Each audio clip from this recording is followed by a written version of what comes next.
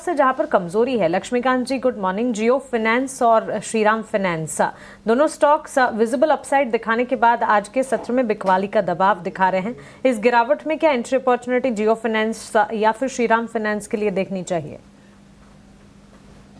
जी ऐसी कोई बड़ी गिरावट तो नजर नहीं आ रही है जियो फाइनेंस में। हालांकि पिछले 2 दिनों से एक प्रॉफिट बुकिंग देखने को मिल रही है।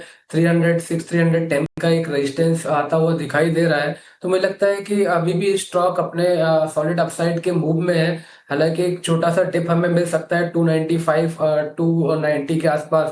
तो मुझे लगता है कि वो एक बाइंग अपॉर्चुनिटी यहाँ पर हमें जियो फाइनेंस में देखने को मिल सकती है। वहीं पर हमें आसपास 200 डीएमए लेवल्स भी दिखाई दे रहे हैं। तो अगर वहां से पुल बैक मूव आता है तो हमें फिर से इसमें अपसाइड के मोमेंटम दिखाई देंगे। एक बार ये 310 के लेवल को क्रॉस करेगा, देन आफ्टर 330 के भी लेवल जियो फाइनेंस आने वाले समय में दिखा सकता है। तो बाय ऑन डिप की रणनीति के साथ यहाँ पर हम स्टैगर्ड मैनर में जियो फाइनेंस में बाय करके चल सकते हैं और 330 के लक्ष्य का इंतजार कर सकते हैं। वहीं पर अगर हम श्री राम फाइनेंस की बात करें तो यहाँ पर भी एक हल्की सी प्रॉफिट बुकिंग आती हुई दिख रही है। 3 दिनों पहले यहाँ पर एक रेक्टेंगुलर ब्रेकआउट देखने को मिला था डेली के चार्ट पर।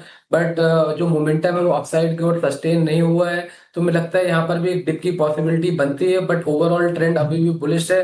तो यहाँ पर भी बाय ऑन रणनीति के साथ, बाय ऑन डिप की रणनीति के साथ हम बाय करके चल सकते हैं। यहाँ पर जो लेवल्स आते हुए दिखाई दे रहे हैं, मुझे लगता है कि एक ये डिप ये 675 660 तक के लेवल तक का दिखा सकता है। वहां पर फिर हम बाइंग के बारे में सोच सकते हैं। वहां पे अगर रिवर्सल पैटर्न बनते हैं, देन आफ्टर फिर हमें यहाँ पर 715 से लेकर 735 तक के लेवल्स श्री राम फाइनेंस आने वाले समय में दिखाएगा।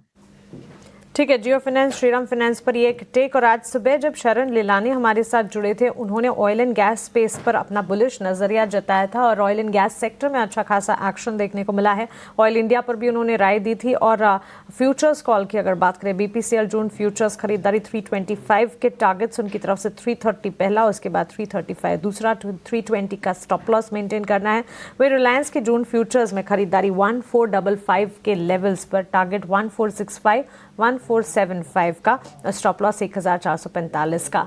लेकिन चलिए विजिबल इस वक्त नजर आ रही है।